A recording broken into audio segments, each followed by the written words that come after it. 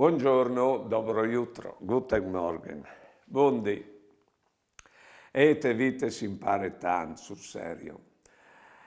Il valore e l'importanza des robis e des personis. Se lo capisce un evore ben, quanto si piardin che robis o che personis. Dopo, situazioni o robis o personis e pueden cambiare dal dit al fatto e non è nulla che fa, dome di accettare il che sono. E una roba succedute, si può anche far finta che non è succedute, ma perché la roba non cambia, per farti un piacere a te.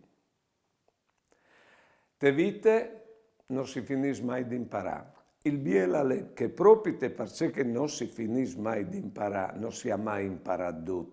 E ognuno di noi all'impara certi robe di modo che ognuno di noi ha c'è imparato di chi altri, come che chi altri si hanno imparato di noi. Buone giornate e buone vite.